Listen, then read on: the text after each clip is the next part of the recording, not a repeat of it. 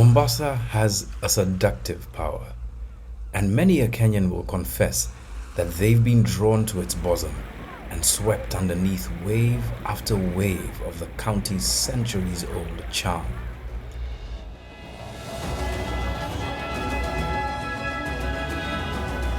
But this beauty has taken a beating, and local politics has scarred the face of Kenya's coastal queen. There really is trouble in paradise. In August 2022, Mombasa has on its hands an important choice in who will lead the county for the next 5 years. Two of its sons, both from well-known houses, men who know each other far better than most opponents do, want the job as the county's second governor. My producer Elijah Kanye and I spent time with them and filmed behind the scenes of two powerful campaigns, trying to understand each man's plan on how to win a critical election.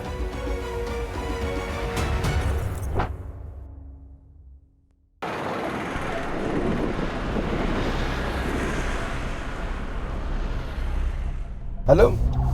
Asema? Ya, sasa kila mtu akwambia wallahi watu hawana option, watakupa, sisi tutakupa, lakini muhimu kulinda kura zako bwana. So what's the strategy to win? Consistency. Mombasa County has struggled with difficult leadership over the past 10 years. Service delivery has been at a record low, and the county's leadership has been accused of very serious corruption. Now, two former schoolmates and former political allies are battling it out as some of the main rivals in this gubernatorial contest. Question is, can these two clean men of Mombasa's politics turn around what is a dire situation and make this city shine once again? Na cheo changu kilitumika ili watu wenye kuishi katika mitaa ya mabanda, kuanzia watu wanaoishi Shimanzi walipokuja kwangu wanafukuzwa na Kenya Railways. Ni sauti yangu iliyoweza kunguruma ili wakazi wale wasitolewe, na mpaka leo wako katika makazi yale. Vipi Mombasa itakuwa ngome yako wakati mji wetu ni mchafu? Vipi Mombasa ni ngome yako wakati gavana wako anadhulumu watu wetu? Vipi Mombasa ni ngome yako wakati mji wetu unaporomoka na bandari yetu imechukuliwa? Na kuapia ni ile wazungu walisema na wengine wakaimba, na namalizia hapo na muambie wale watu wachungwa bovu, you can fool some people sometimes, but you can't fool all the people all the time. First, a little about Abdulswamad Shariff Nassir and Hassan Omar Hassan. Nassir has just completed 2 terms as a Member of Parliament for Mvita constituency. His constituency CDF committee was voted among the best performing in the country. He also served as the chair of the Parliamentary Investment Committee from 2017. Hassan Omar Hassan served as Mombasa County's inaugural senator, where he played an important role in oversighting the first Mombasa County government's performance. He was also part of a Senate committee probing Kenya's national carrier, Kenya Airways, whose profits dried up, leading to years of losses and near insolvency. And you look at the structuring, the kind of covert nature of some of the contracts.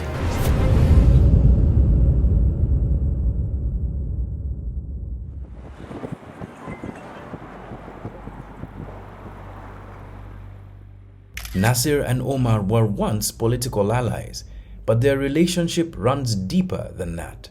No, we were in high school together. I'm no one's enemy. And he knows it as well. When I see him, we talk and everything else. Kuna mambo unayoona yatia dhiki ya uzunisha, hata kama kuna uhasama wa kisiasa, kuna dharau fulani sisi hatuwezi kukubali. Leo kwe katika rally watu wapigane, kijana afe, alafu dhidi ya hayo hati kumetoka picha ama video ya kejeli ya madharau na idhlal ambayo eti Junaid ati amwambia Abdulswamad man up. Yani hawa watu waona sisi ni nani?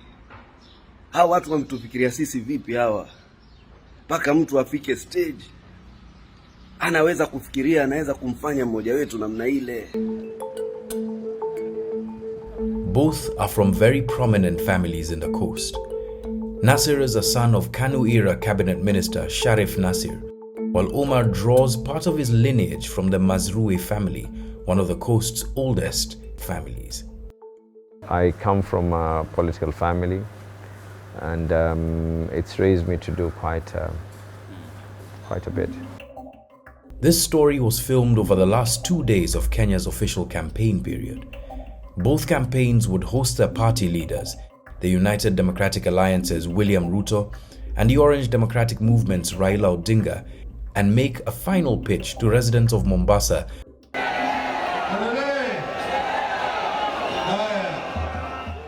Nataka nimwambie Rais, I am a decent human being. I don't lie like you know who. In fact, this afternoon at 2 p.m. we will be in Tononoka grounds. On the hallowed political ground of Tononoka. Enough is enough. For both Abdulswamad Shariff Nassir and Hassan Omar Hassan, it is crucial that things go well. These are a few things that we picked up from observing their campaigns. Number 1, raise enough money. Campaign financing is an incredibly important part of winning. Majority of the things that I'm currently using don't even belong to me. If you don't have a war chest, chances are you'll fall behind very quickly. Wajua kuna mtu alikuja akaona hakuna posters, so akajitolea 100,000 posters. All these things that you're seeing is one person giving me a vehicle, another person saying that I'll fuel your car for this week, another person saying this and another person saying that. I don't have the money that majority of people who I vied and I'm vying against have. How much does it take financially to become the governor? I have no idea. You need anything within the region of 220 million. Neither Nassir nor Omar have a very convincing answer on how to ensure that dirty money isn't put behind their campaign. I don't know where they got their money from. No one that I know of has ever offered me any help who has been, I know that on the other side, that's a huge source of income for them. But on my part, not that I know of. They had very rose-tinted views on their own fundraising efforts, which, while partially true, don't tell the whole story. Number 2, manage your brand. This was interesting to watch, and a key difference between Omar and Nassir. Omar's wardrobe choices tell you a lot about how he views his campaign.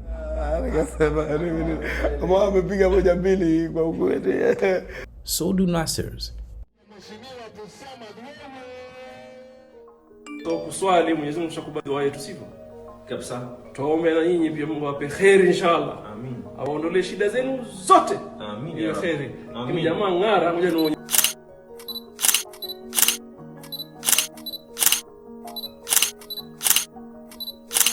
I'm surprised with the feedback from that campaign secretariat at DP. How this little regalia has changed the perception of people about me being a university professor to some ragtag.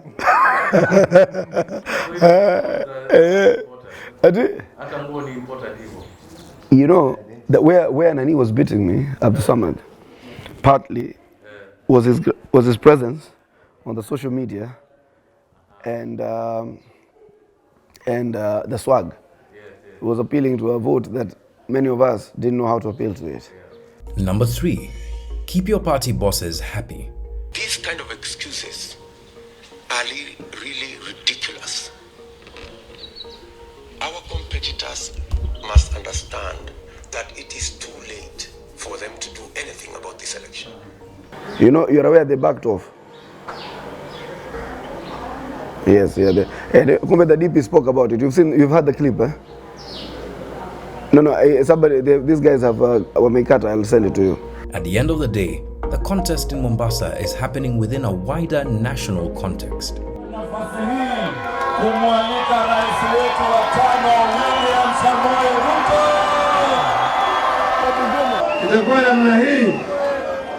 Jeshi, get together. Jeshi, forward march. There's a lot of associations, and the holier than thou approach is often the hypocritical space of ODM and these people fraternize. Do you know, I've never talked about anything about my opponents. I'd never waste someone's ears talking about someone else. I'd rather please their ears by talking about myself. Twaambia wenzetu, mumechuacha na vidonda kwa sababu ya yale yote muloyafanya kujaribu kuwagawanya hawa watu wa Mombasa. Na ikiwa hamutoweza kutuunga mkono, sisi ajenda yetu itakuwa ni kuhakikisha kile kidonda tumekipoza bila kuacha alama yoyote. Huu ndio uongozi, sio kuweka watu kando kando. Number 4. Choose your allies wisely. Both Omar and Nassir have yet another similarity: baggage. Hassan Omar's choice to accept the endorsement of disgraced former governor Mike Sonko. The one thing they did not want to happen was to Sonko to share a platform with me. And that's the one thing we said must happen. And Shariff Nassir's struggle to get out of the shadow of his ally, exiting Governor Ali Hassan Joho, put both men in a difficult political situation. The only thing that I request from Hassan Ali Joho, I wouldn't call it as a baggage, but in terms of a boost, I've said this before, the only thing that I'm requesting from him is his vote. Leo ni siku yetu, tunamwambia Hassan Ali Joho. Hassan Ali Joho, tunakuomba Hassan Ali Joho, baada ya kupiga kura yako tu namna hii, tunakuomba uende Mombasa, uende Nairobi ukatafute suti. Mombasa tuachie, tulinde kura za baba. Tuna uwezo wa kuyafanya haya mambo sisi wenyewe. So our system of governance is going to be totally different from what Hassan Ali Joho has had. I'm not at all shaken by the fact that I sometimes will find Sonko knocking at our door because he's been wounded by the fellows who had wanted to also fleece his capital. And therefore, if it comes to us, we will accommodate it. Number 5. Frame your campaign issues. This series of explainers is about how corruption affects different aspects of life, and the one issue that both teams say they will confront is a relocation of port services away from the coast, a move that is mired in claims of corruption. This issue is so important that there literally are billboards with this pledge, far more specific than most others. Na mimi nawaambia kwa lugha ya Mudavadi, mundu kwa mundu, mutaregesha bandari hapa tarehe 10 mwezi. Sisi hatuuziwi uoga, sisi hatuogopi mtu. I'll give you an example, the Thika highway. Can you imagine if it was just the people of Thika alone who are told to pay that debt? It would be unfair. Be very, very unfair. We are being asked to pay the debt. Our economy is being asked to pay the debt. Way out, renegotiate these loans. Number 6. Never accept the prospect of defeat, at least publicly. I was never ever taught to be someone who believes in failure. If you want to get into something, get into it. So no, I've never prepared a concession speech. We're so hopeful. Like what did they say? This man was running against the Republican candidate who was running against Obama for the second term. Mitt Romney. That he was so hopeful that he didn't have a concession speech. I think I'm in that as hopeful. Not much to add here. Number 7. Feed your troops.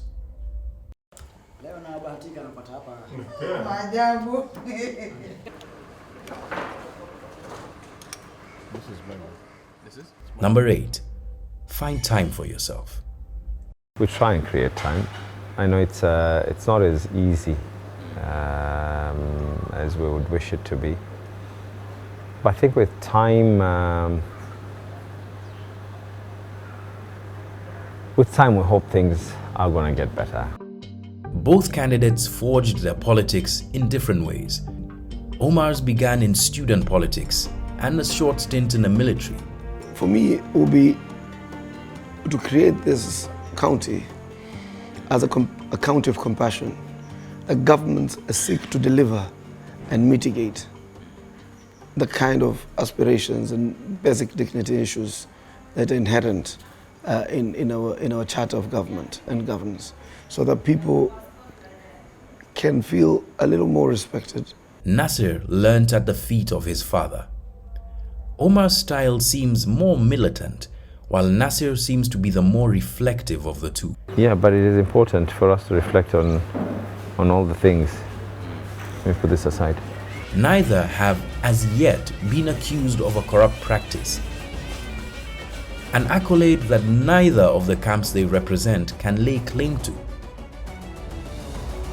But if there does exist a template for a path to victory, both men have seen it and tried to use it. Who was more successful depends on the voter.